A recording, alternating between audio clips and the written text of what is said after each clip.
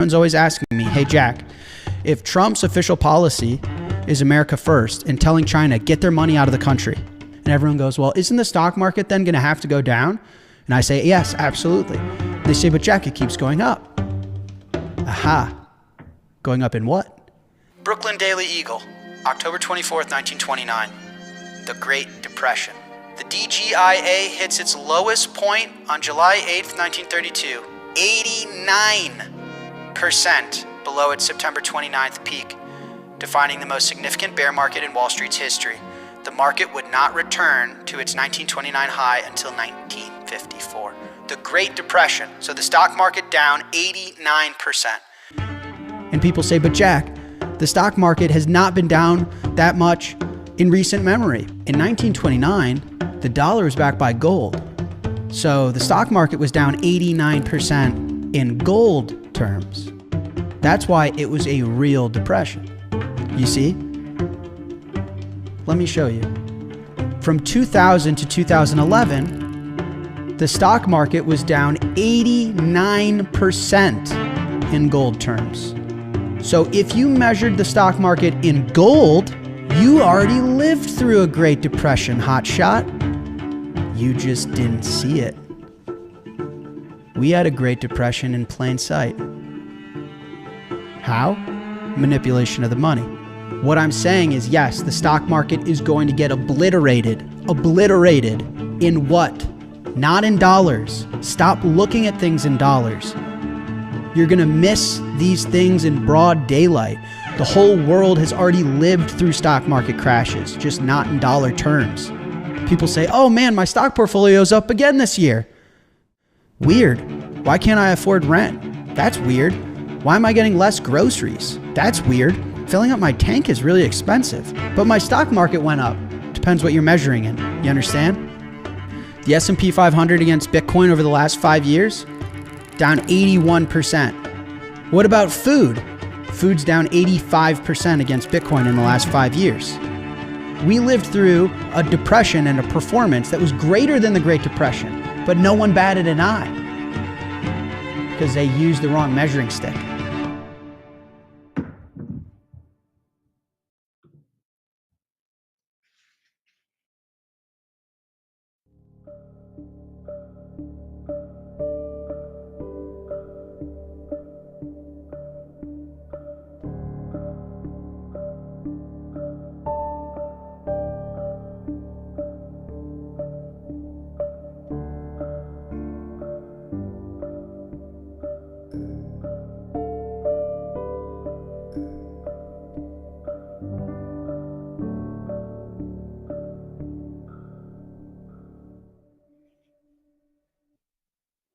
Happy Bitcoin Wednesday, freaks. It's your host, Odell, here for another Citadel Dispatch, the interactive live show focused on actionable Bitcoin and freedom tech discussion.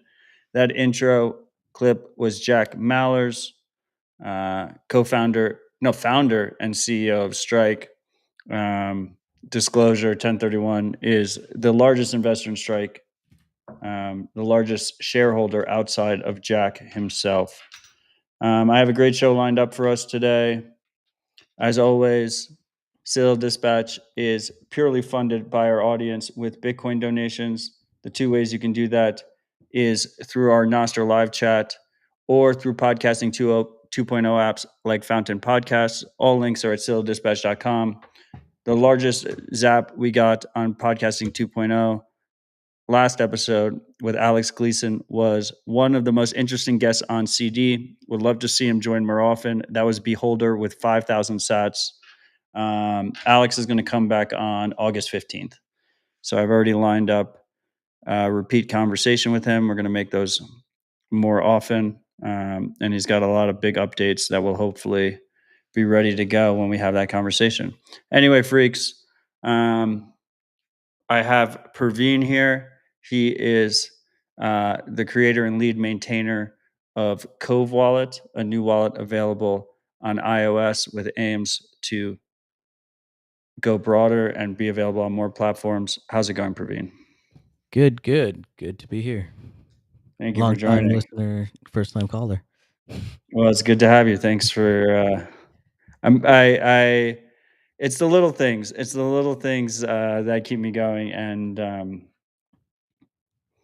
I saw a comment from you that said, uh, I've been listening to Dispatch for years, and this was the first episode that I was disappointed in, or something along those lines. Or like, I'm a huge Dispatch fan, but this was the first episode I didn't like. And I was like, oh, wow, that's awesome. Yeah. That 165 episodes. If you like most of them, that's it means a lot. Let me put it that way. Yeah. You're just too nice.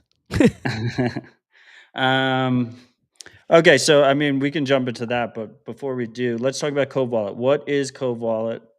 Uh, why should people care? What is the goal? Um, okay, so the goal of Cove Wallet is to be basically the simple Bitcoin only mobile wallet. I try to say it's as much about what it doesn't do as what it does do. So it does not and will not ever do Lightning or multi-sig, for example, because there's great apps that already do that, but that's not in our wheelhouse of trying to be really simple. Um, Also, the other thing is it's on iOS, and we wanted to make it look really nice. I think that's a high priority, especially for people coming in. When you see a nice, well-designed app, you trust it. It's easier to use, more intuitive. So the bar we set was, if Apple designed a wallet, how would it look? So we wanted to make it super native, look like it belongs on iOS. But the other side of it is, just because it's simple, we didn't want to limit its functionality. So we want it to be simple while basically having everything um, an advanced Bitcoiner would need, other than the stuff we don't support, like Lightning and multisig. Um, so it's feature rich. We want to follow all the standards. We follow BIPs as much as we can for labels. We follow that BIP 329. But big thing is PSBT support. So before Cove, I was using Green Wallet, which I think is a very nice wallet, but it was basically impossible to use with hardware wallets. Not nice, and not in a nice way, at least. Um, so I wanted to keep the design top notch, but basically allow me to use it with the hardware wallets I already use. And so far, we've definitely um, achieved that, I think. Um, Mostly because Cove is now my daily driver for whenever I use Bitcoin. I use the computer less. I use my phone more, and yeah, so it's been easy to judge because I am the first customer of Cove. I've been using it a lot more, and I've been really liking it. But definitely stuff I want to work on still as well. So basically, the way I think about it is the goal of Cove is to provide a very easy way for people to securely use their hardware wallet of choice on a mobile in a mobile environment without a desktop computer. um, and kind of I mean, I'm curious on your opinion here. I've been known to call it the Sparrow wallet of mobile. And that's primarily because I absolutely rely on Sparrow wallet and there's no second best. Um, but one of the big complaints that I've seen about Sparrow, especially through education, through onboarding people to use it, is that it can be a little overwhelming. It can be a little bit power user focused in the beginning. And kind of the cool part with Cove is you can start simple, you can start easy. It doesn't really overwhelm you, but you still have the power user features uh, kind of in the background if you want to use them as you learn more and get more comfortable. Yeah, it's a hard line to toe. Just wanted to answer an audience question. Is it open source? Yeah, it's fully open source, MIT license. It's on GitHub. Everything's there. Um, And yeah, Praveen is an OpenSets grantee. yes. And thank you to you guys. Without you and BDK, wouldn't have been able to do this. We can get into BDK a bit later. Um, yeah, I understand the Sparrow for mobile thing, but I don't know if it's the best description, just because Sparrow does so much, right? And Craig works really hard to support everything, and that's great, and it's really good for power users, but we kind of have different goals, right? So Sparrow does multi-sig and all that, but I really want to be simple user first, and then the goal was basically, as the user moves through their Bitcoin journey, learns more, they're able to naturally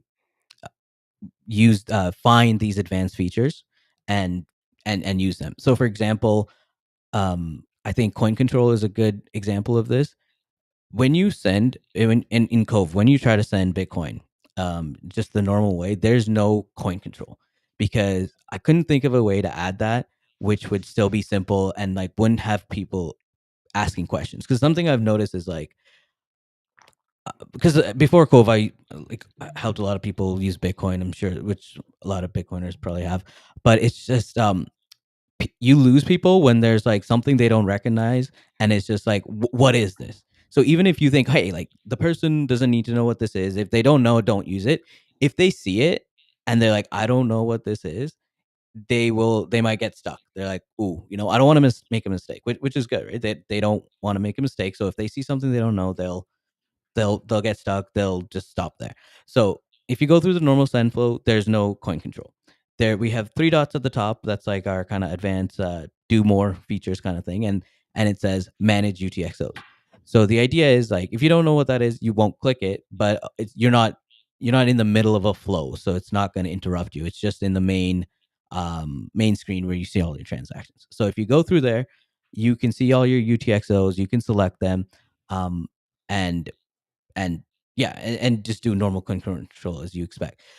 Um, yeah, I guess to get to your for the question is, I love Sparrow, so it's a compliment to be called a Sparrow of mobile, but we do have different goals in that I really focus on being simple wallet. Yeah, I mean, I think that also makes sense because it's mobile focused as well. I think in general, we probably see the overwhelming majority of people who use Bitcoin in 5 years will be doing it from a mobile app. But the overwhelming majority of power users will probably still be doing it on desktop. I mean, maybe I'm wrong about that, but I know myself personally, I I tend to be more comfortable on desktop for managing savings.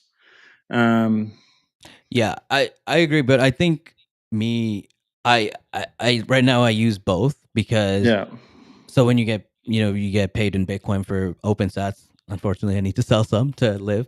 So that is like my daily, monthly account, right? So that I'll right. use with mobile. But like if I have a cold storage, deep storage that never moves, that maybe I'll only use with desktop.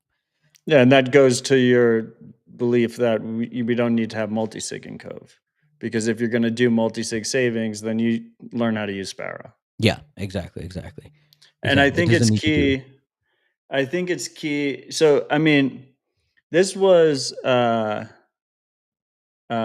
pretty cool case study, Cove, um, because some of us at OpenSats realized a need. We realized a need, which is a straightforward, highly secure, FOSS mobile app focused on-chain specifically. Praveen was already working in the Bitcoin space and was looking for what his next project was going to be. And it kind of worked incredibly well together in terms of Praveen taking this project and just shipping, and OpenSats providing funding. And then we also had a group that has been providing feedback, a group of heavy hitters that are not all OpenSats. Craig is actually one of them as well, that have been providing feedback along the way. But um, one of the key things here that I think you really nailed on is not every wallet needs to have Lightning in it. We I think one of the reasons why Cove fits as such a good role is because it doesn't have Lightning in it. It doesn't have multi-sig. It's making secure single sig on chain great again. And there's this weird fascination with people that, especially in this new era of um, leveraged Bitcoin equities, the MSTR playbook, where people do this false dichotomy where it's either you're either doing uh, geographically distributed multi-sig, or you're holding Michael Saylor's stock on MSTR, but you can actually do very secure single sig in a very straightforward, easy to do way that unlocks a ton of freedom benefits that only Bitcoin can provide. And I feel like Cove really fits that role well. One of the things that you've been very proud of is that you've natively written this app. And that's why it's only on iOS right now. You kind of have to build out Android separately. You're not using something like React. You want to go into a little bit why you chose to do that and what kind of benefits users see? Yeah. So this is a kind of a case study for me as well, just the way I built it, because I haven't seen many people do it exactly this way. Because um, right now, basically, two ends of the spectrum of building mobile apps would be on one end like React or another framework that's JavaScript or Flutter, Dart, a different language that is not fully native. It's not like the languages that the platform is used to. But the advantage is you can build it once and basically run it in two different places. I've made apps like that. And the other end is basically you do the entire app twice, right? Once for iOS with Swift or Objective C, and then again for Android using Kotlin or Java, whatever. And then so completely opposite spectrums. The building it twice would basically take twice as long. I've taken a slightly different approach. So what I'm doing is I'm building the core of the app in Rust. Rust is widely used in um, Bitcoin now. BDK is written in Rust, so it makes it easier to use BDK directly in Rust. So I'm doing as much of the logic in Rust as possible, but I still do all of the views. So what you see on the screen, the components, the little widgets, everything basically that is drawn to the screen is written right now in Swift UI. So um, the native language. The reason for that is basically you look at the app and it looks fully native. It looks like an app that belongs on iOS, and it's going to be very fast as well, right? So much faster than using JavaScript. Um, and I know a lot of people don't like JavaScript for the security stuff as well. So avoid a whole class of issues there. While staying very fast and basically looking native. But the advantage is, since most of it is written in Rust, what I'm betting on is that when I do make the Android app, it won't take twice as long. It'll take maybe 20% of the time or 30% of the time, right? I do have to rewrite some stuff because I have to rewrite the views, what it looks like in Kotlin, but everything else, the functionality will be the same. There'll be less testing because the functionality itself is tested, right? So the small surface area of rewriting, and I'm hoping and I'm thinking that it will be a really good trade off. Obviously, like not every app needs to be done this way. Like I think React Native makes sense for a lot of apps, but for a security focused Bitcoin app that like really trying to nail the UX, I think writing the stuff you see, the view code in their native platform makes a lot of sense. Awesome. And I mean, just one symptom of that is how small the app is. Go. Yeah. I was very proud of that. Because I mean, I didn't try to make it small or anything. That wasn't. I put it up and I noticed it's what was it? I think it was less than 20 megabytes. Yeah, it was And 19 megs. yeah, and a lot of these cross-platform apps that are written once, they can get huge, right? 100 megabytes, 200, 300. Which I mean, and in my tweet I said not a lot of people care about the size of the bundle size, and I I think it's true, but for some it matters. But also, like, if you're on a crappy internet connection, maybe not in the first world, that stuff matters, right? It'll be much faster to download, quick. It loads up really quick, right? So um you might not care about the bundle size, but like what that means, I think everybody will care about. It's snappy, It, nice to use. it's a cool flex and a cool metric. Yeah. The first off, Mav21 in the live chat zapped us 10,000 sats. Thank you, Mav. DamieX, RVNX zapped 21,000 sats. Thank you, sir. Thank you guys for supporting the show. I see a comment from Be Involved about a user connecting their own node. this is, I know you don't like the comparison. Another similarity to Sparrow, in that you default to public, well-known Electrum servers. My app at least defaulted to blockstream.info, but I see mempool, DIY nodes in there as well. And then give users the option in settings to change to their own node or any other node they want to connect to. How do you think about that? Yeah, so this was an important feature for me because, again, I think of myself as the first user of Cove, and if I'm using Cove, if I'm using a wallet, I don't want to connect to a public node. So um, like before it launched, that was like a must-have to be able to connect to your own node. So have that, you're able to connect to your local Umbrel or whatever. Um, but I also realized that not everybody runs nodes, and as an app that's trying to be, user friendly, the default that makes sense is to connect to a public node, right? But if I don't want to have to force people to learn about nodes and running your own nodes and all that just to start using the app. But if you know what a node is and you run your own node, I try to make it easy to find, right? So it's just in settings, the first, like, it's one of the first layers is like nodes or node connect, something like that. And you can easily connect to your nodes. And I do want to make that process of connecting to nodes easier. I don't know what a lot of people don't do this, but you can check to see if, like, there's some well-known nodes that a lot of people run, like Umbrel, Start9, and they're usually on the same place in your network. So we can check and add that to a list automatically, so you don't have to type it in. So there's stuff we can do to make it easier, but at least having the ability to connect to your own node was important feature for me. And Cove doesn't support Tor yet, right?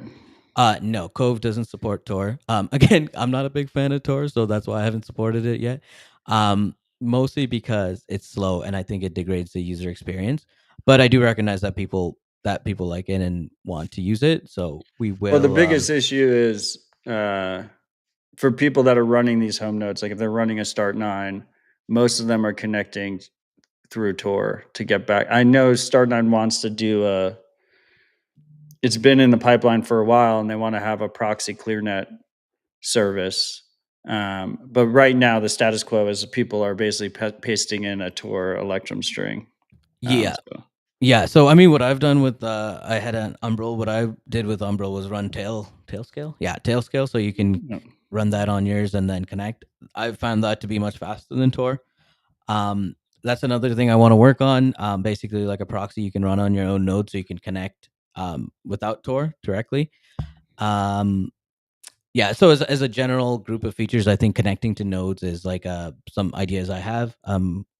I've worked with the guy working on Kyoto, which is compact block filters. So I don't know how familiar everybody is, but basically it's a more privacy preserving way of getting your transactions without having to connect to your own node. So that's definitely like there's like groups of features and stuff that I want to work on, and that's definitely one of them. Just easier connecting to more private nodes, I guess. Yeah. I mean, look, I love this trade-off balance. I think obviously if you're not using your own node, you're trusting someone else's node. And you're trusting that node with privacy. You're trusting them to enforce the rules of the network and also validate your transactions, actually authenticate your balances.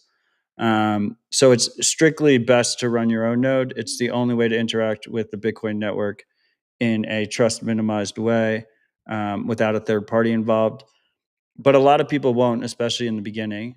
And if they won't, then I think the best way is, rather than Praveen running a specific Cove server and being a vertically integrated single point of failure, it's defaulting to high uptime, highly reputable public servers.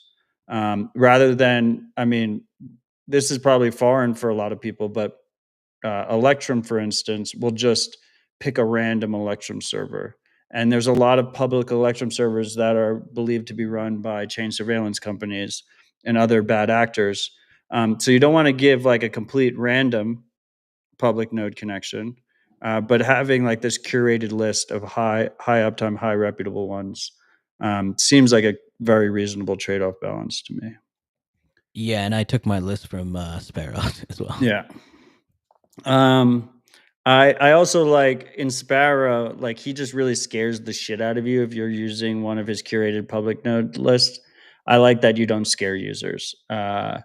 Because I think it is strictly better if they use their own node, but they're not going to lose funds over it. It's not something that I want to really scare users with right in the beginning.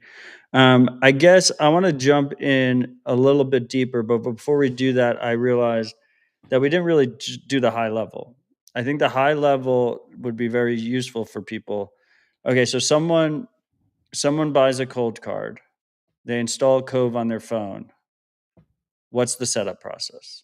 So we do have videos of this, but basically, let's assume it's a Q1 because that's very QR native, QR code native. Anyway, if we buy a Q1, it works really, really well with Cove. Basically, you set up the pin.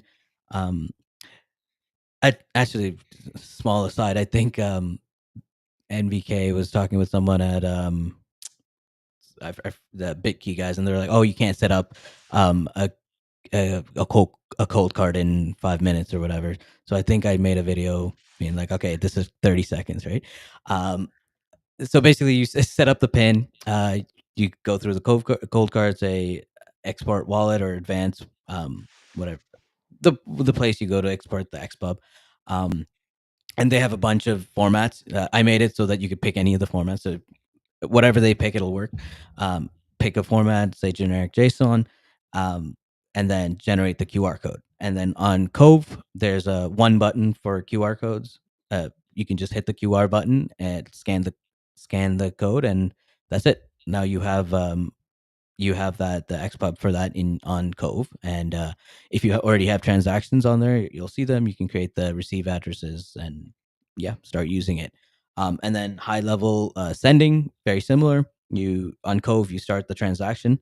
You get to a screen that says export signature. It'll show you a QR. You scan that QR with your cold card, and then cold card will give you another QR. You scan that with Cove, and that's it. Yeah, it's super simple. You've done such a good job with the onboarding flow. Yeah, you're literally just generating the keys, the wallet on whatever hardware wallet you're using, and then you're just scanning the QR code on Cove, and then you manage the wallet on Cove. You approve transactions on the hardware wallet, and because it's PSBT standard, it works with pretty much the same way with every other QR code based hardware wallet, whether that's a seed signer or a passport or whatever you're using. Really just really clean, straightforward. It makes self-custody, secure offline cold storage self-custody, just so much more accessible. Yeah. The one caveat right now is we for the QR codes we support the BBQR standard, which Cold Card uses, Crux uses, and I'm not sure. I think a few other people use. But there are some devices that uses slightly more complex standard called UR. We don't support that yet, so I need to. That'll be Oh, one of the okay. things. One of the things we add. But for those, you'd have to use like files basically. So it's not as smooth. But if you can get the PSBT on the phone, you can use it. But we need to support So then you're the just format. copy and pasting the text string instead. Yeah, basically. Or I mean, you can use files as well. So if you like, we connect to iCloud. If you want to put the PSBT on there, you can import it Got from it. there. Fair enough. And then so you also support NFC. How does that work? Is that Um, I haven't tested that out yet. yeah, NFC. So I have Cold Card is what I use. So it's what I tested it most with. But same thing.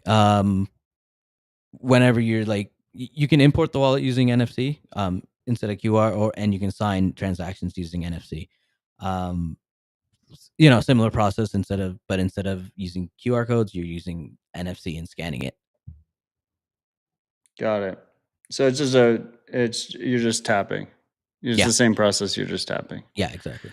Um, awesome. And then obviously with Cove, you can also just make infinite hot wallets if you don't want to use a hardware wallet. And Yep, that just uses seeds. You yep. just write down your seed, stamp it in steel or whatever. You're good to go. Yeah. So the idea is someone that does. If you have your Bitcoin on an exchange, you probably don't have a hardware wallet yet. So really wanted to take the graduated approach of you can move your Bitcoin off exchange into Cove Hot Wallet, and then once you're ready, buy a hardware wallet and make that whole process seamless. Awesome. Okay, so let's talk about you built on BDK. What was that process like? What are your thoughts on that project? Yeah. So for people not familiar with BDK, it basically handles all the Bitcoin transaction, a lot of the basically the hard cryptography and all that stuff related to actually sending, receiving, dealing with Bitcoin, just interacting with the Bitcoin network. It's written in Rust, so I was able to very easily use it in mine. But even if you're not building with Rust, they do have bindings for other languages. It was very nice to use, and this team was super responsive. Took a lot of feedback. Like I was kind of keeping them updated on what it was like using it, and they made some changes, documentation changes, other changes from my feedback, and yeah, they've just been really great to work with. Without BDK, I mean, I did this it took about a year. I wouldn't have been able to do that. There was like way too much stuff to do, right? I was really, because of BDK, I was really able to focus on the UX and the design of Cove, and they and basically they focused on all the hard stuff, the security stuff, which is great. That's awesome. Um, okay, so I mean, I think a lot of listeners are wondering when Android. Are you going to put it on desktop too? What are your thoughts? Yeah. So my next two like immediate things I want to work on is supporting the UART standard, like I was saying. So more hardware wallets it'll be easier to use with more hardware wallets. And the other thing is Android support. So um, this was launched in June. I took a little bit of a break for June vacation and just like, worked on it for a while. So June has been kind of bug fixes and reporting to responding to support, that kind of stuff. But I will be applying for OpenStats again. And the first two things, those would be the first two things. The Android app, I budgeted basically 3 months to it. That's including testing and stuff, but I'm hoping it can be a little bit faster. I'm hoping in like 1 to 2 months, I'll have a beta ready for people to try out on Android. So keep a lookout for that. And, feedback is always appreciated. Awesome. I mean, well, so what do you think the broader QR code support will be sooner than that? Yeah, that should be like a couple weeks maybe. Okay. Because it's just it is a more complex. I think I tried to add it at first, and then I worked on it for a couple hours, and it was complex, and I thought I had a lot more other stuff to work on. But um, it's just supporting that standard. It shouldn't be too big of an issue. I mean, that'd be awesome because, I mean, the ideal situation, and obviously, I was blind to that because I've used it with a cold card as well. Yeah, Um, but the less caveats you have to give when you recommend something to someone, yeah, the better. Like if I could just be like install Cove, use whatever hardware wallet you want. Also, not have to ask them if they're iPhone or Android, yeah, right? yeah. It obviously makes everything Well, I mean, there's easier. some hardware wallets that don't support PSBTs, right? Or like Well, those are just Trezor. Yeah. they should get a Um. better hardware wallet. Yeah, that's true. I mean, if anybody, so CoinKite sent me their stuff, so I was able to test with it. So Foundation, anybody else using UR standards and that actually use PSPTs, feel free to send me a hardware wallet so I can test with it. That'll be helpful for me. And I'll make a video of it working and put it on the Cove Twitter. Good shout. Um, what other things do you want to add to this? We've discussed previously privately pay join, silent payments. How are you thinking about those things? Yeah. So one of the buckets I want to work on is improved privacy for sure. So that would include PayJoin. It would be great to have more wallets and exchanges that support PayJoin. Silent payments, I'm a little iffy on just because you need Taproot, and I don't support Taproot right now. But I don't see why we won't be able to send to silent payment addresses. And then another one would be better like multi-wallet support. Right now, you can have multiple wallets, but they're kind of completely separate, right? We don't have a like, okay, this is how many Bitcoin is in all the wallets, and we don't have an easy way to send from one wallet to another. You just have to copy the addresses. I think it'd be cool to just, uh, on the send screen, be like send to wallet A from wallet B. That would be nice. I'm just looking at my list of stuff. I think we can. I think it's pretty beginner friendly, but I think we can make it even better. I think I want to make a better onboarding experience. Right now, when you open it, it just basically it's two buttons that says where is your Bitcoin, or like where do you want to store your Bitcoin, on a hardware wallet or on your phone. I was talking to someone that has Bitcoin on an exchange, and to him that was too confusing as well. Right? It was like, I don't know. You tell me where I want to keep it. So I think we're gonna have an onboarding flow. So for the feedback, it's going backwards a bit. It's been really good to have a mix of like you and VK, people that are very technical and like very comfortable, but also people that are really new. So, um, uh, and and self-described retards like Plate. So he he he's given me really good feedback. For like, for example, one of the things I think it was I had a button that said new wallet, and he didn't like that because he was scared that means if he pressed it, it would delete the current wallet. So I changed it to add wallet, right? So feedback like that. Fair.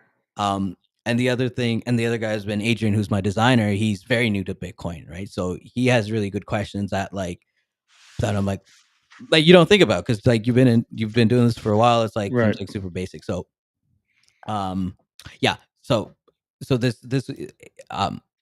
the onboarding idea is from that. Basically, it's going to be like, how, where are you in your Bitcoin journey? It'll be like, where's your Bitcoin right now? Exchange, hardware wallet, whatever.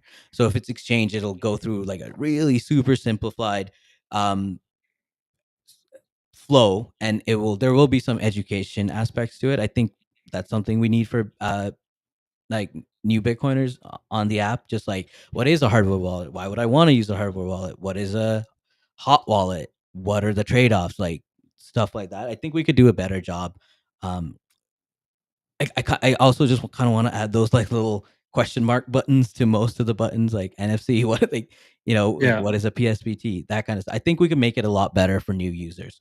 Um, because right now, I think the new users we get are people uh referred by people like you or other Bitcoiners that Right. are like that So me holding someone's hand and adding them to Cove. exactly. So I think it's great for that level, like people that already have a preamble of what this is, how to use it.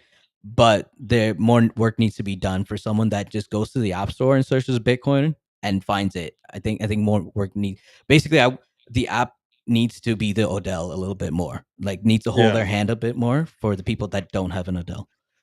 Yeah, I mean, and also I'm sick of holding people's hands. Like, I just want to tell them to download something Yeah, and then yeah. just let them. You shouldn't have to watch, a 2-hour tutorial video to securely hold Bitcoin. Uh, the app should be a well-designed app should be able to handle that process, and it like we should be at the point where you know that's what we've been missing in a big way, and there's different ways to accomplish that. Um, and you have like the extreme with something like a bit key. But the trade-off is it's like trying to find that trade-off balance and trying to find the balance between um, and this probably will be the single biggest difficulty for you is finding the balance between providing an easy, non-overwhelming experience for the newbies versus just a wallet that a power user can rely on. Yeah, Yeah. I can already see that creeping in, especially because obviously a lot of the feedback I'm getting right now is from like experienced Bitcoiners. So I mean, like, as an example, and so basically the hard part is going to be adding these advanced features without making it complicated for the users. I think I'm going to need some kind of like advanced mode where you need to do something weird to enable it, and then it'll let you do more stuff. I don't want it to be accessible to people that will where it will confuse them. I mean, you can just have like in the settings menu, like an advanced toggle or something. Yeah, that's what I'm thinking. I'm curious on your opinion. So you mentioned concerns over solid payments and Taproot specifically. I'd like to dive a little bit deeper on that, on like how you're thinking about that. And just before we do, with the caveat that I actually don't think of this as a power user feature. I think of this as a new user feature, and that's partially coming from my 7 years volunteering for HRF training activists. And so if you're an activist in Venezuela and you want to receive Bitcoin donations in a secure way, the best if the way to do it to make sure you get the most donations possible is literally just paste a reused address. Like we saw Navalny's foundation was just using a single reused on-chain address for years, and Putin wasn't able to take their money. Now Putin and everyone else were able to see their full transaction history and how much money they had raised, and eventually at some point Putin pressured Binance, and Binance handed over all the information of Binance users that donated to Navalny, and he was opposition candidate, so a bunch of them faced persecution and jail time and whatnot for sending a $50 donation or a $100 donation. So that's obviously not ideal. Now their organization has since switched to BTC Pay server, but I don't think that's like a scalable I love the BTC Pay project, but it's like running and hosting a BTC Pay server is not really the ideal recommendation in terms of user friction and user onboarding. Like the ideal situation to me, whether that's silent payments or something else, is something like this has been the holy grail that we just haven't been able to unlock, is being able to just take a static string that's not a reused address, and just like post it to Twitter, post it to Nostr, post it on TikTok, and just receive donations. Do you understand where I'm coming from that? Yeah, no, I understand, and I definitely think the privacy features like that are important. But so in the audience, Johnny said we have enough advanced wallet software. We need a wallet for the wife, and I think that's something I want to keep in mind, and I think that applies here. But your wife is going to reuse addresses, is what's going to happen. Yeah, but Is my realistically, point. like of the let's say if 100 people are using Cove, how many of those people are accepting donations and in a Right. adversarial environment, right? It's not that I'm saying it's not important. It's just I think there's other things that need to be done first, right? So if I had all the other I features agree. done, so it's coming and it's important. It's just not the first number one concern right now. Fair enough. Um, Yeah, I don't and even the know if silent payments is the answer to that, to be clear, yeah, because it does have trade-offs and it's hard to implement cleanly. and the Um, and the other thing with the Taproot support is just one way I know to make a good UX app in general is to be the main customer of it, right? So if I'm an actual user of the app, I don't need to guess what is good, what people need. There's a lot less guesswork. I know what it needs because I need it, right? I don't use Taproot right now. I don't think Cold Card supports Taproot. I could be wrong. Um, I'm not a Taproot user, so it's just harder for me to um, create a Taproot wallet because I'm fully hardware only. So if I can't use it with my hardware wallet, I'm not sure how I would use it, right? Um, Again, it's not a deal breaker. It's just more work needs to be done. And if that's a good point. if CoinKite guys support Taproot, I think I'll be more inclined to add support as well because then I could use it with my hardware wallet, right? I didn't Yeah, even consider that. That's a really good point. I Yeah, Cold Card only supports Taproot and their Edge firmware, not their main firmware. Yeah. Yeah. But yeah, I do like that you're not asking, do you want legacy? Do you want wrap SegWit? Do you want native SegWit? You just default to native SegWit. To the people that are confused, that's the addresses that start with BC1. And that makes sense to me. Yeah, the less questions we have to ask the user, the better. But we don't want to leave people in the dark. So what we do in the background is when you import a wallet that could be either of them, we actually scan like 100 and 100 or 150 addresses for the other two, like native, legacy addresses and the 3 addresses. And if we find one, then we'll ask the user the question, right? Smart. So we want to keep that kind of question minimizing ideas going forward, basically. So another thing on the new user versus power user front, a topic.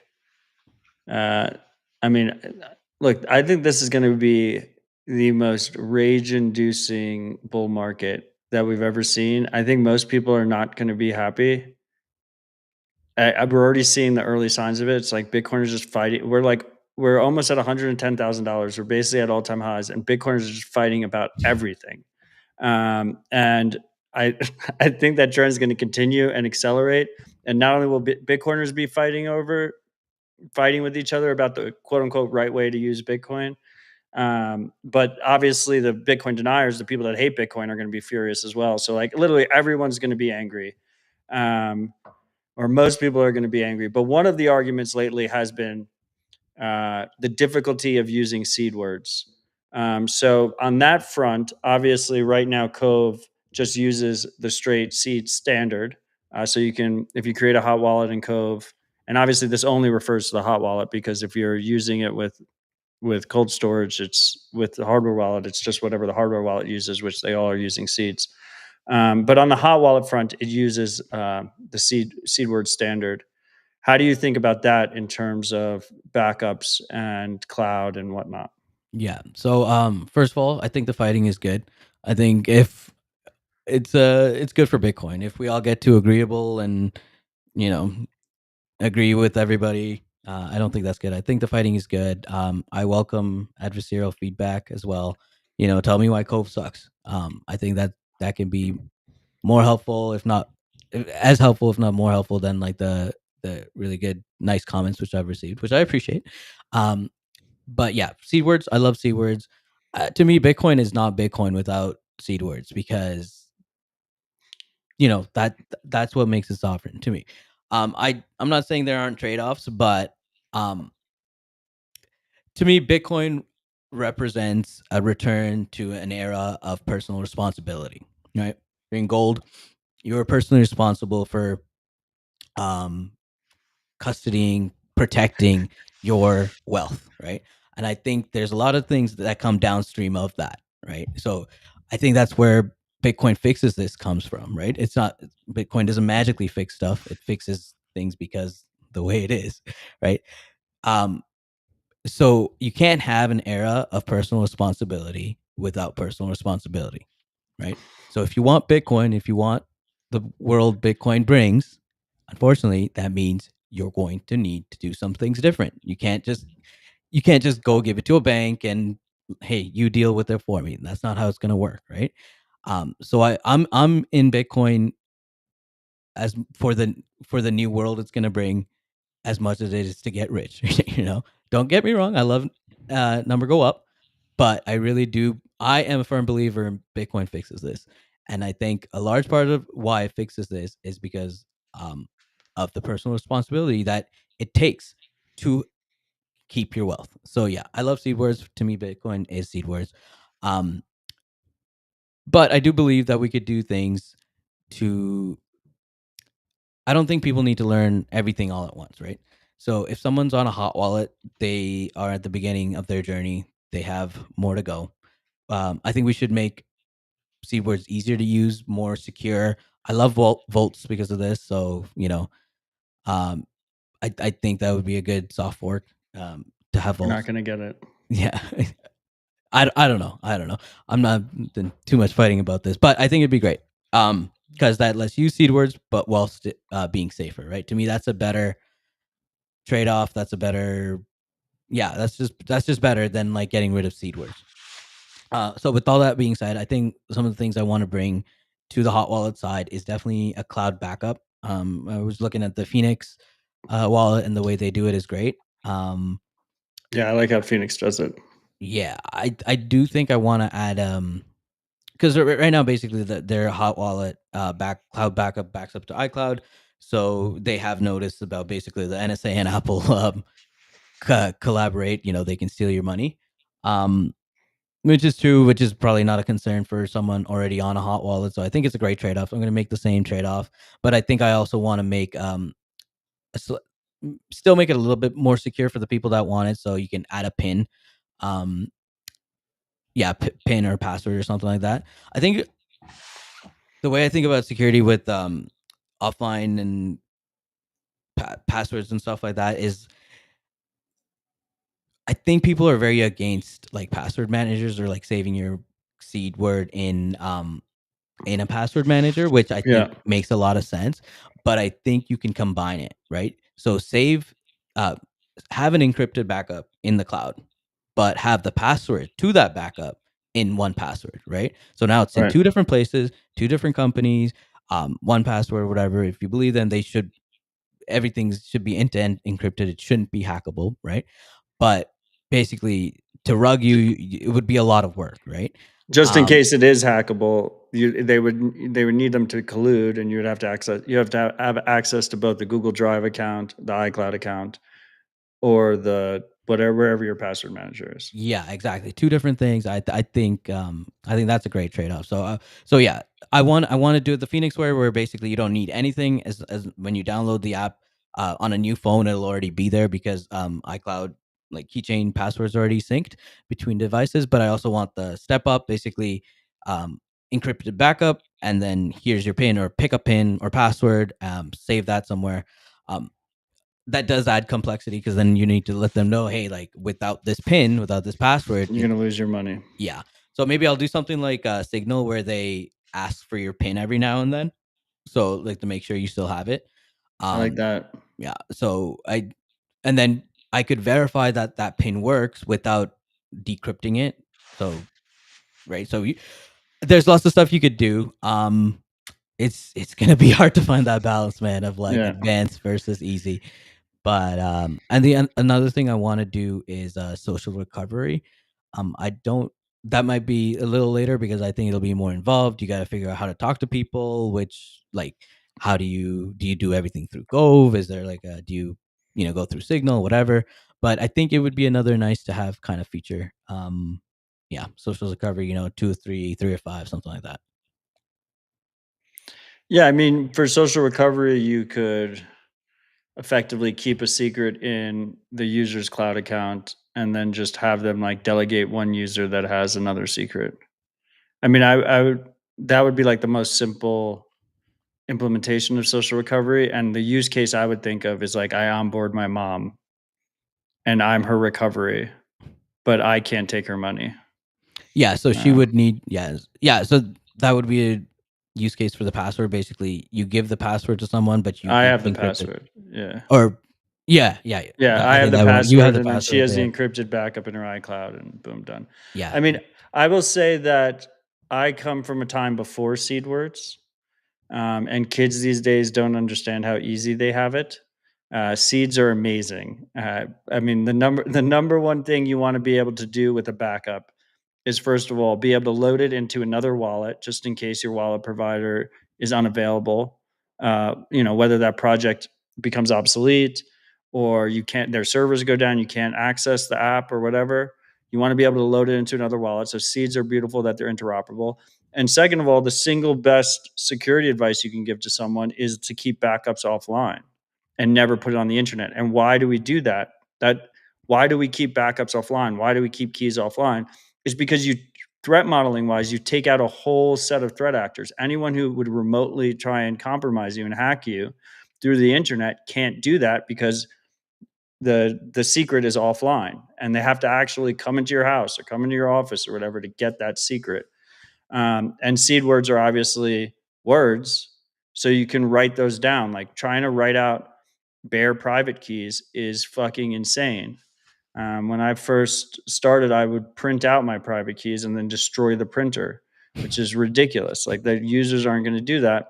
So seed words are great for that reason, but it is a paradigm shift for people that are not used to taking personal responsibility. And most people I've noticed, or a lot of people I've noticed, they're used to just like they lose their iPhone in a airport or something, and they do the iCloud recovery on their new iPhone, and most of their apps are there. And what are the two big things that they forget is a lot of times the two-factor apps because it's like a similar threat model. And then the second thing is the Bitcoin wallet. It's been 3 years or whatever, and they just assume the Bitcoin wallet is going to be back there, which is why I think what Phoenix did is quite clever, and their disclosures are really important because that basically, I mean, look, for most people, Apple and the US government aren't in their threat model. I think they're not actually concerned about those two parties stealing their money. Um, but Phoenix has a little bit more leeway, I think, because it's more geared as like a spending wallet. It's more of the cash you keep in your back pocket. And so like if you have like $1,000 in it and the NSA or Apple want to steal your money, it's like, okay, they stole your money. Like it's not as big issue as if it's your life savings. Yeah, yeah, and similarly, I think in Cove, if you're on a hot wallet, you maybe we should add more like wording around that. But like Yeah. if you're keeping a real amount of money, you really should just get a hardware wallet. So I think that The hard part is it's hard to quantify what that is for the end user because there's no one size fits all. Like yeah, I've heard people say like, um, oh, like you need multi-sig if you're storing more than $250,000, and like you're better off in MSTR. Like someone literally said that to me on Noster. If you have over $250,000 and you're not using multi-sig, you're better off in MSTR. And I, quite frankly, would rather have $250,000 in my hot wallet on Cove than in MSTR. Like, I think the trust model is better. But it just depends. It depends on the user and what their threat model is, and that makes all of this way more. If you want to be honest about the trade-offs, it makes that education onboarding experience. And there's no such thing as one size fits all advice. I think the key is that we're honest about the trade-offs. We make that clear to users and let them choose what works best for them. yeah, I agree. And multi-sig is funny. I mean, it's great, but nothing is bulletproof, right? In an era of personal responsibility, the only thing that will protect you is going to be yourself. So figure out how to defend you, your home, and your family. Because I think some people assume that like you get broken into, and because multi-sig is great at like physical attacks, right? But they assume that Yeah. someone's gonna break in and like they're like, oh, sorry, I got this amazing multi-sig setup. Like, you can't get it. What they're just gonna leave? They're just gonna leave you alone. They might not get your Bitcoin, but they might also not leave you alive. So Yeah. really, like Bitcoiners should really get used to getting good at defending themselves and their home and their property, because Yeah, I mean, I that's think that is obviously a key part. Like, don't be a soft target. But I also like it. Just depends who you are as a user, right? Like, if you're a public Bitcoiner,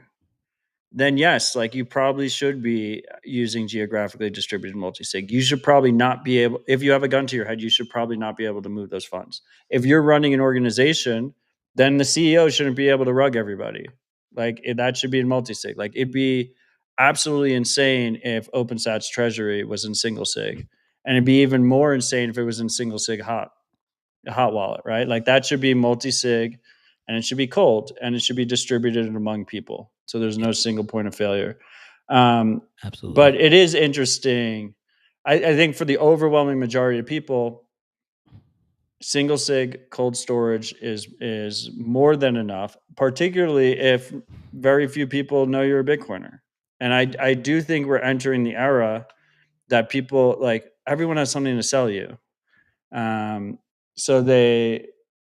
like the wrench attacks, for instance, have, I think, been overstated because we're entering an era that, because Bitcoin exists, it's not just Bitcoiners that will be targeted more. I think all rich people will be expected to pay Bitcoin ransoms.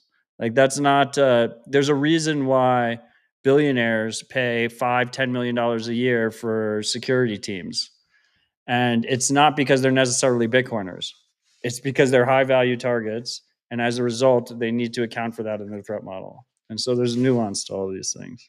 Yeah, these are the trade-offs you get when you move into an era where you can actually custody your wealth. I think, like, Exactly. that's just yeah, yeah. And I don't love the collaborative custody model for privacy and other reasons for sure. Why don't you Well, love the? Oh, because just for the just privacy reasons, because privacy. they know your amounts. Yeah, I don't love that. But I mean, I understand why people use it. I'm not going to go too hard on that. But I don't know. I think the FrostSnap guys just released their hardware wallet. I don't know if you saw that. Yeah, I Pretty have. bullish.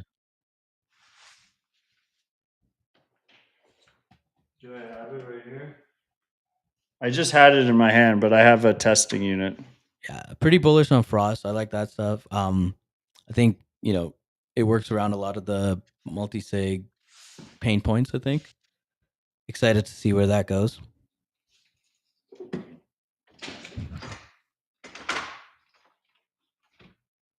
I have like just a desk full of testing devices over here, but yeah, the cool thing about the Frost Snap is like, it's like human centipede. You Yeah, like you connect them butt to butt yeah, with a USB-C to set up the multi-sig.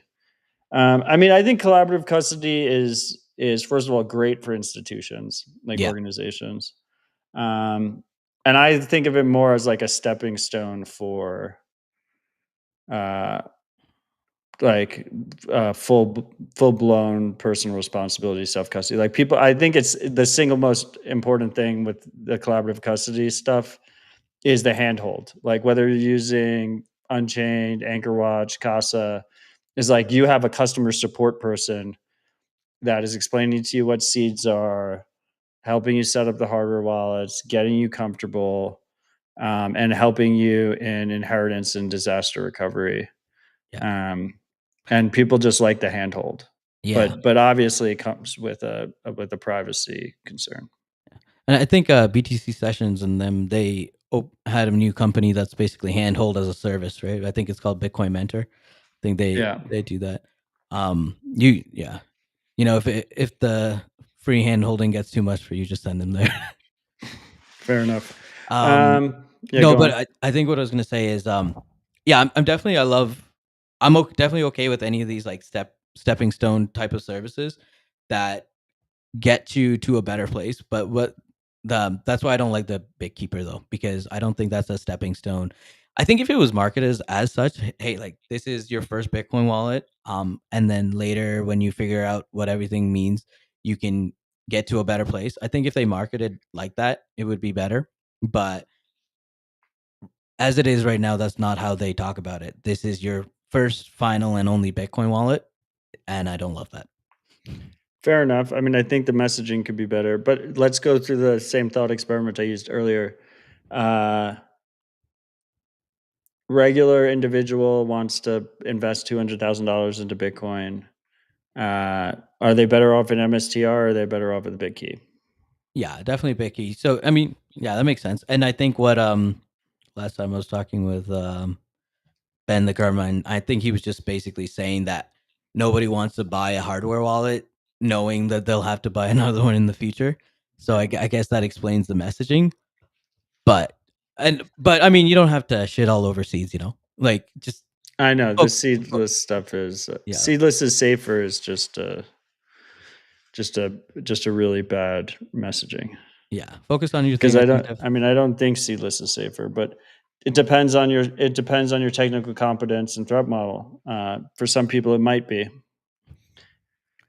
yeah, I've had friends that call me in a panic because they wrote down their seeds wrong, yep, or they've lost them and their ledger is like one pin away from wiping itself. and they're like freaking out. Okay, well, this all sounds awesome. I mean, look, I'm really excited. I see a comment on the YouTube chat. By the way, freaks, I've been like shitting all over YouTube for years now. Um, and I also include Nostra links in the show notes on YouTube. And I used to include copyrighted music in dispatches. So as a result, I'm pretty sure I'm heavily shadow banned on YouTube. But I'm just going to keep streaming there because I know a lot of people like using it on their TV or whatever. The app ecosystem for YouTube is just bar none great.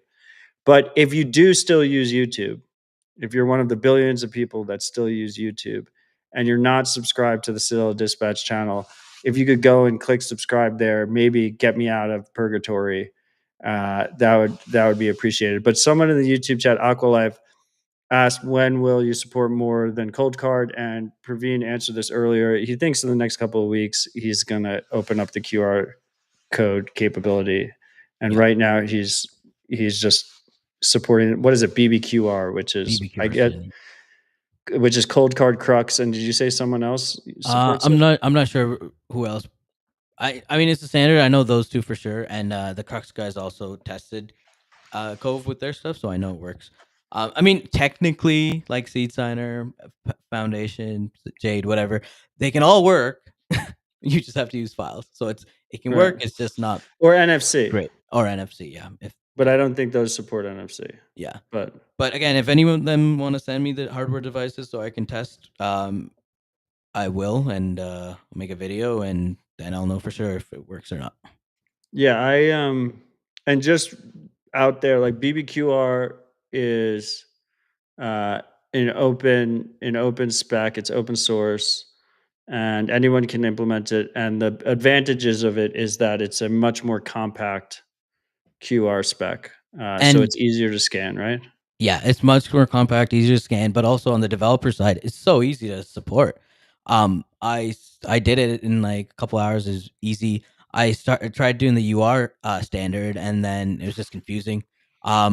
I worked on it for a few hours. There's like deprecated ones. There's like I think a lot of them are in UR 2.0, and I was, I guess, trying to do 1.0. It was a mess. I don't like it. I wish everybody just used BBQR, but I guess that's not the reality. So I have to support the other ones as well. Awesome. Okay, well, I'm really excited about Cove. Thank you for building it. I'm kind of curious. So, I mean, this is a weird. I don't know how long you've been a Bitcoiner, but this is a bit of a weird cycle. We're in a weird timeline. I think we're in the best timeline for Bitcoin, but it's a weird timeline. How are you thinking about the overall industry where we're at right now? How do you think about it as a Bitcoiner? Yeah. Hold on. Before we get to that, I want to run. Can I run some ideas by you for Cove? Get some Yeah, live go. feedback. Okay. Yeah. Perfect. So we were talking about connecting to wallets. What do you think?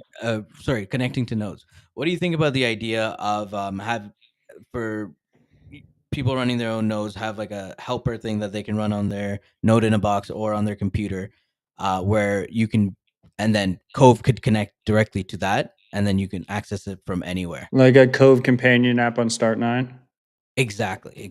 Yeah, I think that's a great idea. Okay. ACK. Okay, ACK. The other one is, I'm not sure why most people this hasn't been done. One of the things I was testing Cove with the like low entropy wallet, just like because there's transactions that I can look at and stuff. So abandoned like 24 times. While I was testing that, I know, so there's a bunch of like transactions that people have swiped, right? So I noticed like 2 million sat transaction coming through. I'm thinking of a feature called Bad Entropy Detector. Basically, you make a database of like, just, you can make it as big as you want, but you can start with like, the 1,000 most lowest entropy wallets that are known, right? So you can start with like abandoned, and like I know a lot of people have, or some people have lost money with doing the dice rolls on Cold Card wrong, like only doing a few. I think they made it harder. But basically, you make a little database, and if you try to import one of those like known wallets, you either say no altogether, or like big warning saying like, if you put any money in here, it will be taken. Yeah, I mean, I think if it's relatively low lift, like that would be great to have. Yeah. Okay, cool. And the reason I say relatively low lift because I think it's mostly edge cases. Like I don't think that will be that common. Well, yeah, I mean that's hard to say because I think there's like, people losing money this way every week because like if you look at some of these wallets use like they're it happens quite a bit. Like I've seen people talk about it on Twitter. Someone I know was like testing out a wallet or like the dice rolls, and I think they lost like $100. Um, I think I was talking to D. I think they get support questions about that. So Fair yeah, enough. yeah, maybe more research on like how common it is, but I think you could start I like think you let them import it, but you just scare the shit out of them. yeah. Sounds good. I'm just looking through my list to see if I want any live feedback from you in the audience. Um, talked about seed.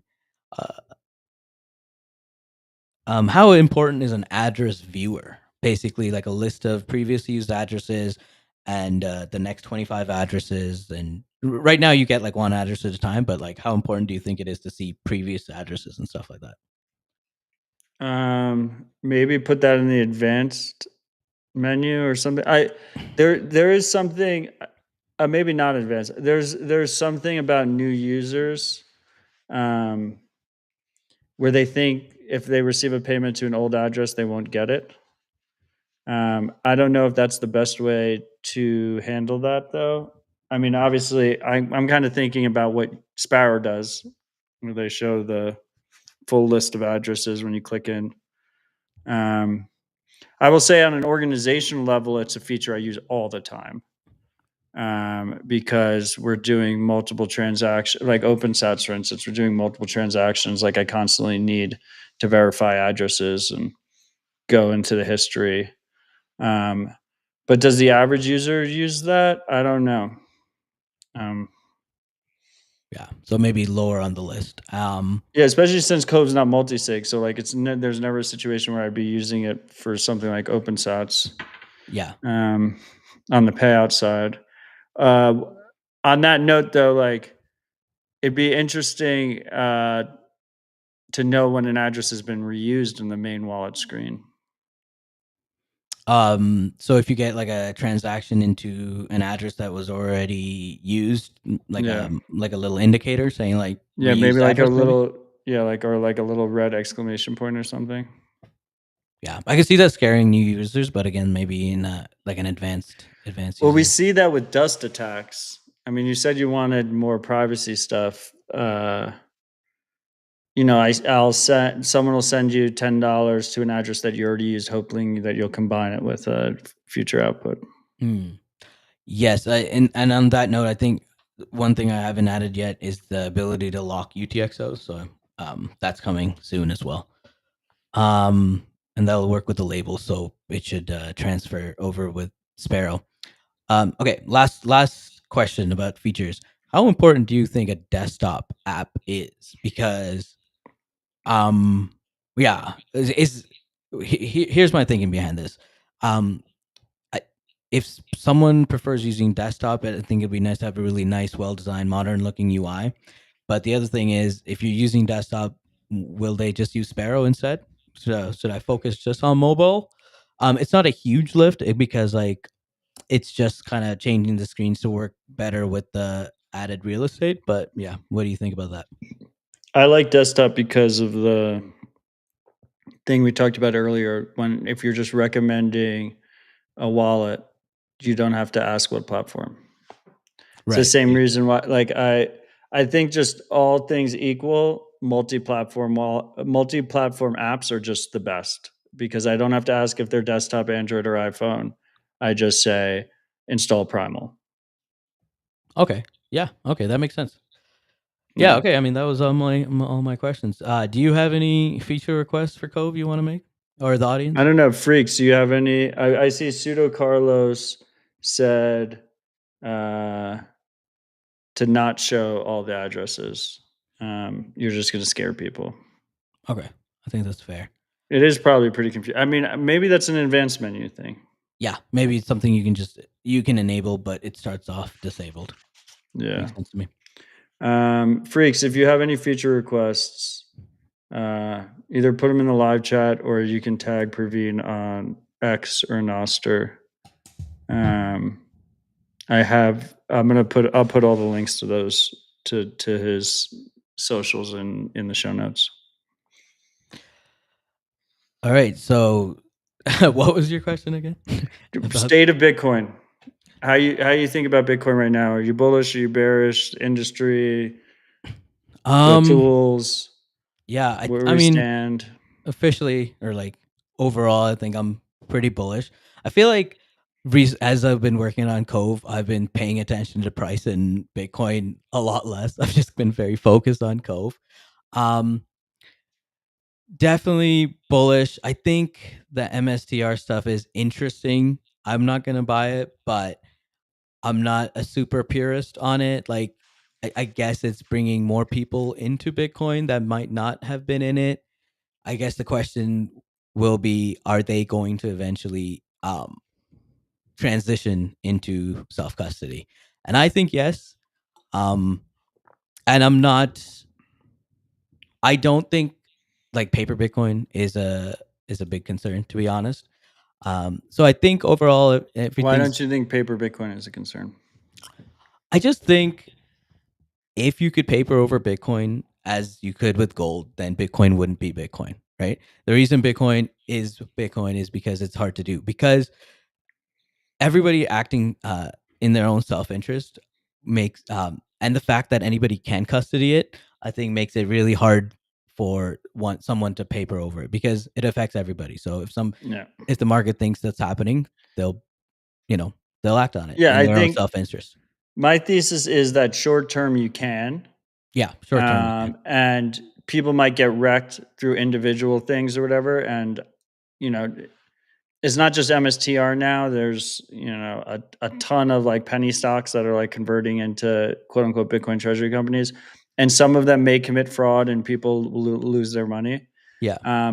But in terms of as an overall network, I think anyone who plays paper Bitcoin games will eventually, specifically if they're like effectively net short Bitcoin and are trying to suppress the price, they'll just get blown the fuck up. At Yeah. some point, they will blow up because people will just keep buying Bitcoin, taking self custody, and the supply will get scarcer and scarcer until they blow up. And that's kind of what we saw with BlockFi and FTX and Celsius. Exactly. And I think that's Yeah. long-term bullish. So yeah, I think I it's think the bigger okay. issue, though, the bigger issue is, to your point with BitKey, if you have issues with BitKey's messaging and the lack of flow to move to a more secure setup, like someone buying MSTR in their brokerage account is so far away from self-custodying Bitcoin. Like I don't know what that flow is, particularly if MSTR keeps outperforming Bitcoin too, because they have a financial incentive to give up that personal responsibility, give up the self-custody for the better gains. Yeah. Um, Yeah. I mean, maybe I'm naive, but what I'm thinking is 10x fixes everything. Basically, you buy MSTR, Bitcoin 10x's, now you get nervous. Like, I've I heard mean, about well, all these things. you'd have to take a 20% in America. You'd have to take a 20% hit on taxes to do that transaction, though.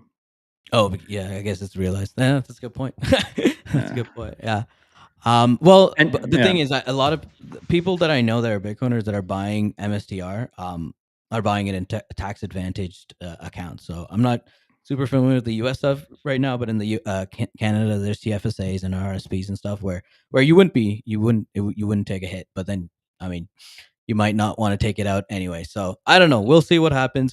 I'm yeah. You kind don't of take a hit as long as you keep it there in the tax advantage account, but you would take a hit if you yeah, tried to bring it into self custody anyway. And that's, yeah, I mean, look, I don't think it's like an attack on Bitcoin. I don't think like it. I think if you net everything out, like MSTR is just and Sailor is like clearly a net benefit for Bitcoin yeah, as a whole. Uh, the concern is more for individuals, and at the end of the day, I'm also not paternalistic. Like part of a movement of personal responsibility is that if people want to get Bitcoin exposure, quote unquote, use Bitcoin in different ways, that's their prerogative. They can do whatever they want. But I do think it's an interesting dichotomy where people will be very hardcore about the risks of 6102 attacks and go very deep on one side of the Bitcoin community and go very deep on, you need to have multi-sig, you need to have this, you need to have privacy, you need to have all these other things. And then like 99% of the new money is just opening up Charles Schwab and like buying a Bitcoin stock. Yeah, I mean, maybe you think it's hypocritical that I kind of went harder on BitKey than I did on MSTR.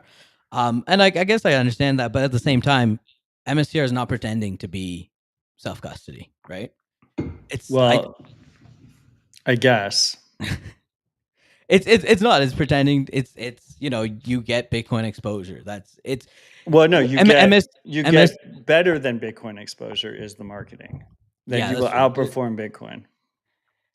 Yeah, that's true. But they with MSTR, you're buying NGU. You're not buying all the other stuff, right? So I think personally it makes sense. I don't think it's super hypocritical to go at BitKey because they are pretending and they are being self-custody. Again, like I think your points made sense. I'm just not a fan of the shit. Well, like I'm not just picking on BitKey. Like the latest thing that people are fighting about is Wallet of Satoshi added Spark wallets, Spark SDK support, which is what is that?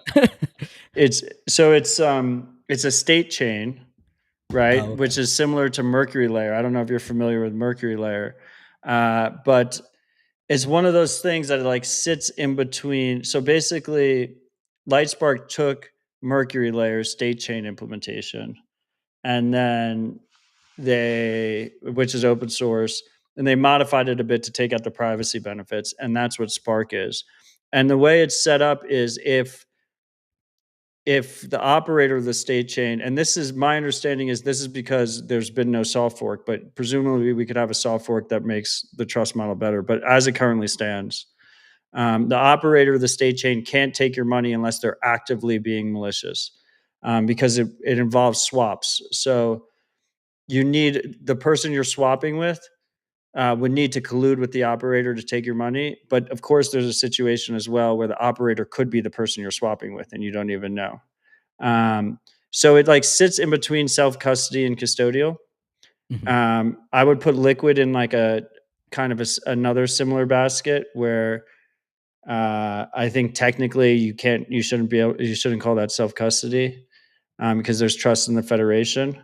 Yeah. But it's strictly better than a single sig custodian, like a traditional custodial model. But anyway, and then on one side you have these companies that don't want to be regulated like custodians, right? So Lightspark and Wallet of Satoshi don't want to do KYC, don't want to be regulated as custodians. So they're never going to say the quiet part out loud. And then you have the hardcore technical people that are like, this is not self-custody. You can't call this self-custody. And they're never going to agree with each other because they're both arguing from different perspectives. One's trying to play regulatory arbitrage because Tron gets away with pretending that they're self-custody, even though you can't self-custody on Tron because Justin Sun just owns the whole thing. And so they're arguing from different levels. And then meanwhile, 99% of the money is going into MSTR. And that's the part of this cycle that's weird to me. Like I love that Bitcoin's an adversarial environment, but it's just a weird dichotomy from like the realist. Like if someone uses Bitcoin for the first time on Wallet of Satoshi powered by Spark SDK, that's a win. To me, that's a massive win. Like we've just won another person using Bitcoin and transacting in Bitcoin rather than buying a stock.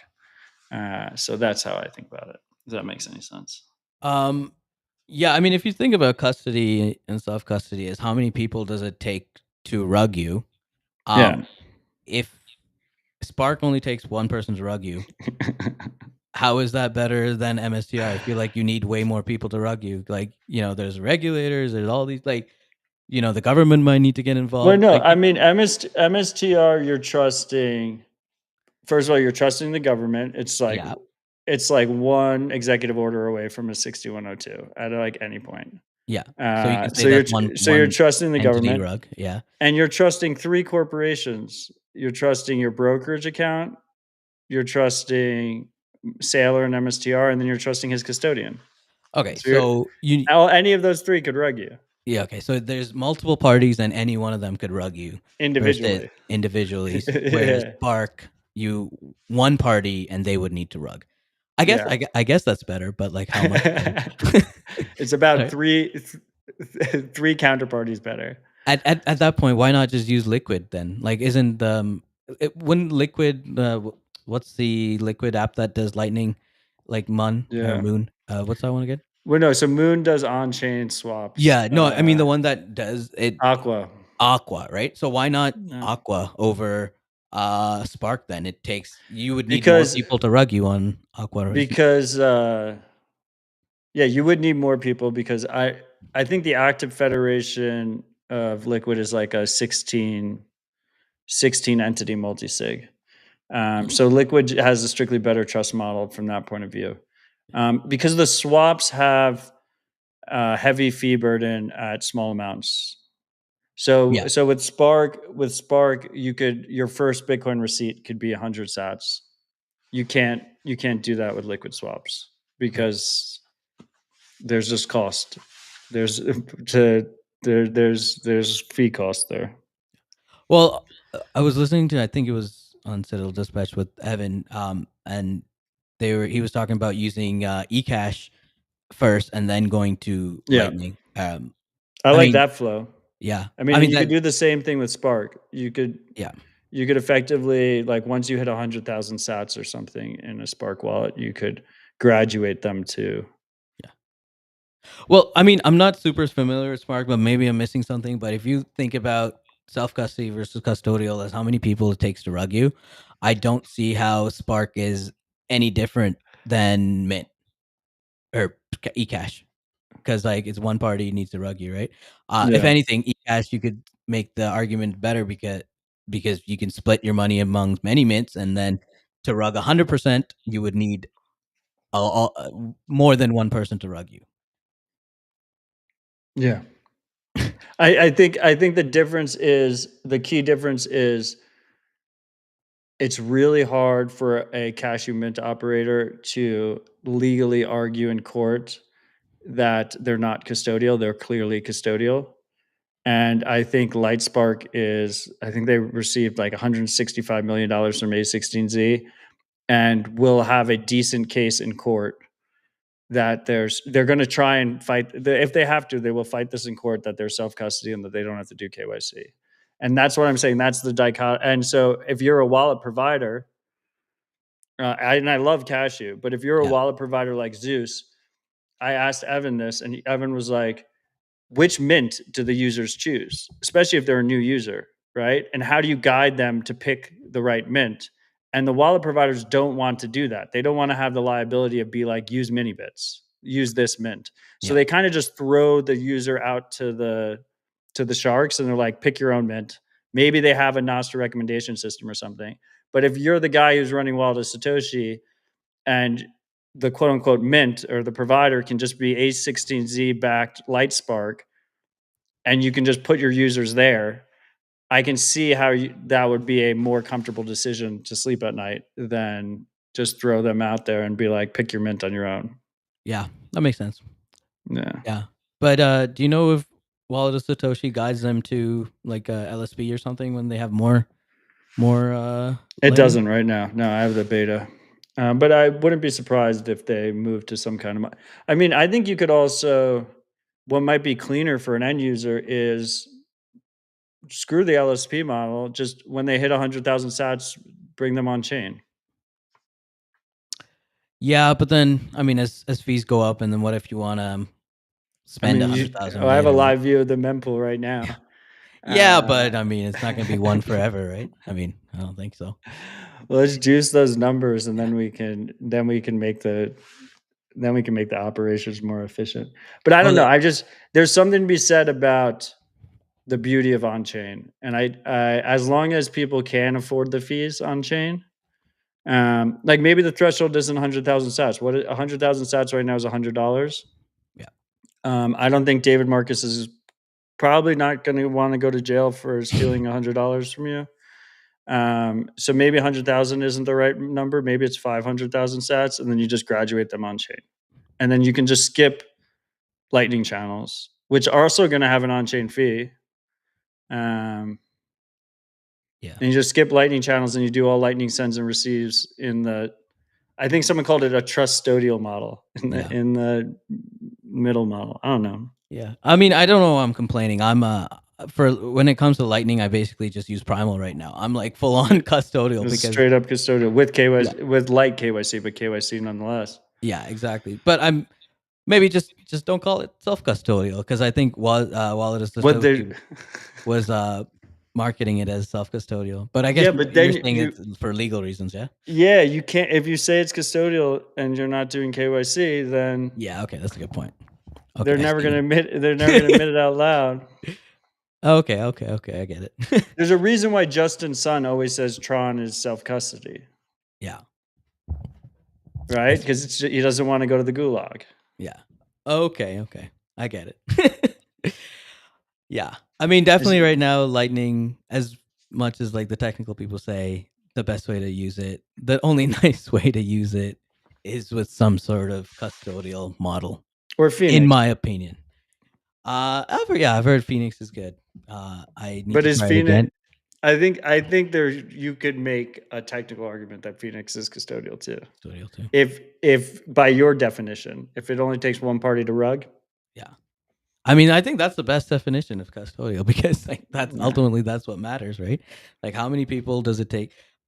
Yeah, it does. With my Bitcoin on chain in a cold card, it doesn't matter how many people collude, you cannot rug me, right? Yep. That's the one spectrum, and the other one is, let's say, Cashew Mint. Just one unknown person can rug you. Yeah, I think that's a good definition.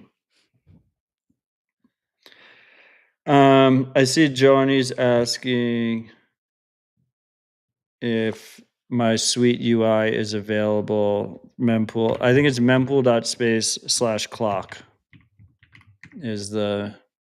Yeah, mempool.space/clock is the background I use for dispatch. Soap Miner zapped 10,000 sats. Thank you, Soap Miner, for supporting the show. Soap Miner has some of the best homemade soap, and he accepts Bitcoin. It's the only soap my family uses. DamiX RVNX is asking, what percentage of users will use custodial services versus self-custody in 10 years? Praveen. Oh man, that's so hard. I have no idea what the next 10 years is going to look like. In 10 years, what percentage? I have. What percentage of Bitcoin users? Okay, let's say 5%. Yeah, I think that's it. I mean, self-custodial. Yeah, I think if you did it in terms of Bitcoin amount, it'd be significantly higher. It'd be like 60, 70% or something. But in terms of number of users, like individuals, it's probably closer to 5%. And like our single goal should be to try and increase that number, that percentage. Though that's pretty bullish though. If you can get 70% of Bitcoin amount in self-custody, that's good, right? That's I mean, I think that's kind of where we're at right now. Yeah. So it's just not many people. So what are we also worried about then? It's all good. No, not everybody can use the main chain anyway. Well, awesome, Praveen. This is great. Do you have any final thoughts before we wrap here? No. Thanks for having me on. It's been fun. When you release Android, you'll come back on? Yep, sounds good. And before I do, I will put out a beta. So anybody listening, that's really Android's been number one requested thing. So help me test it. Awesome. And yeah, if you are testing the iOS app, give them your feedback. All feedback is helpful. Yes. Freaks, I have a great schedule. Yep, go on. Sorry, one more thing. If you are using the iOS app right now and you like it, please leave a review. I think that helps Cove move up in the search rankings on Apple when someone searches for it, which would be very helpful. Yeah, definitely leave a review right now. If you search Bitcoin wallet, it's the top wallet is Trust Wallet by Binance, and then a bunch of other horrible wallets. So every review helps. And while you're there, like and subscribe to Sale Dispatch in your favorite podcast app. Freaks, I have a great lineup set up for us. July 7th. So what is that? I think that's Monday. Monday, I have Jeff and Max coming on. They're doing white noise, which is basically Signal, but on Nostr. So secure messaging on Nostr. Then July 11th, I have a conversation about webs of trust using Nostr. July 14th, an AI chat with Matt Alberg of PPQ AI, Ben Kaufman of Keeper Wallet, Callie from Cashew. Gleason's going to come back. But yeah, we got a great lineup, and then Praveen's going to ship Android, and then he's going to come back. Praveen, thanks again for joining. Thanks again for building Cove, and we'll talk soon. Talk soon.